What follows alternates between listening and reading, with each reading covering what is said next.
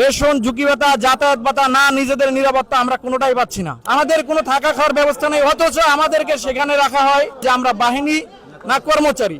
আমরা এখন পরিত্যক্ত অবস্থায় আছি।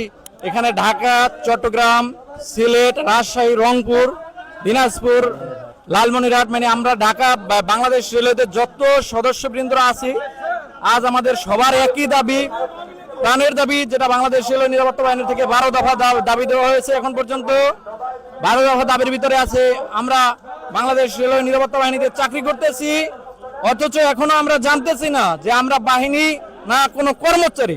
এটাই হলো আমাদের মেইন। আমাদের 2016 সালের যে আইনটা পাস হয়েছে সেখানে লেখা আছে আইনের সম্পূর্ণ যে 152 অনুচ্ছেদ অনুযায়ী একটা সুশৃঙ্খল বাহিনীর ন্যায় আমরা গঠিত, এবং 152 অনুচ্ছেদ অনুযায়ী সকল বাহিনীর ন্যায় আমরা সকল সুবিধা সুযোগ সুবিধা ভোগ করতে পারবো, যেমন রেশন, ঝুঁকি ভাতা, যাতায়াত ভাতা, অন্যান্য সকল সুযোগ সুবিধা দিই।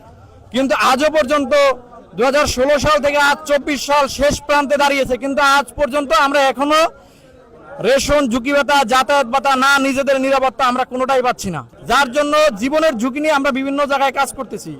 আপনারা জানেন, গণমাধ্যম কর্মী কিছুদিন আগেও এই দুর্দিনে ভোলাগঞ্জ বাংকার আমাদের একটা বর্ডার সাইডে একটা রেলওয়ে সম্পত্তি আছে, যেখানে আমাদের পাহারা দিতে হয়, যেখানে থাকা খাওয়ার কোনো সুব্যবস্থা নেই, চতুর্দিকে পানি, মাঝখানে দ্বীপ, সেখানে আমাদের বসবাস।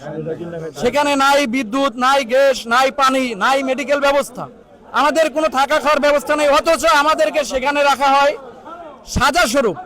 ওখানে আমাদেরকে কেউ দেখার মতো কোনো নাই, সেখানে একটা লোক অসুস্থ হলে মেডিকেলে নেওয়ার মতো কোনো ব্যবস্থা নেই। কিছুদিন আগে সেখানে আমাদের উপর অতর্কিত হামলা হয়, যে হামলার শিকার হয়ে আমরা এখনো 2-3 জন মেডিকেলে আছে। আর বিগত দিনে অনেক লোক মারা গেছে, ওখানে অনেক মার খেয়েছে, অনেক জীবন যায় যায় পালা ফিরে এসেছে। কিছুদিন আগে যেমন আমাদের অস্ত্রগুলি পর্যন্ত নিয়ে গেছিল। যাই হোক, প্রশাসনিক অন্যান্য সহায়তা যেভাবে আমাদের হাতিয়ারগুলি উদ্ধার হয়েছে, এখন ওখানে আমরা ঝুঁকির ভিতরেই কাজ করে যাচ্ছি, অথচ আজ পর্যন্ত আমরা জানতেছি না যে আমরা বাহিনী না কর্মচারী। এটাই ছিল আমাদের মূল দাবি।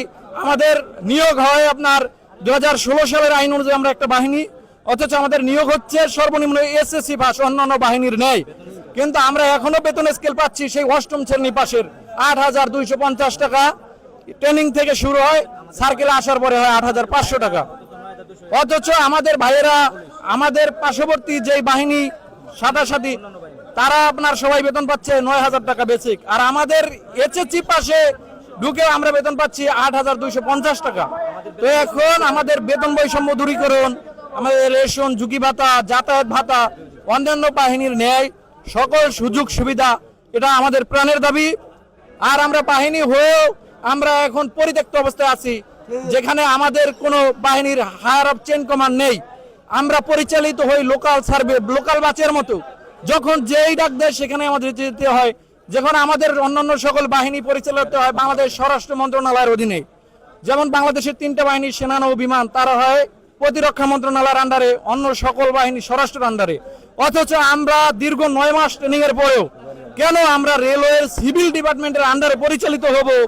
সশস্ত্র আগ্নেয়াস্ত্র ট্রেনিং প্রাপ্ত আমরা একজন ফোর্স, কিন্তু আমরা এখনো অবহেলিত। আমাদেরকে সিভিলের আন্ডারে কেন রাখা হচ্ছে? এটা আমাদের প্রাণের দাবি ভাই।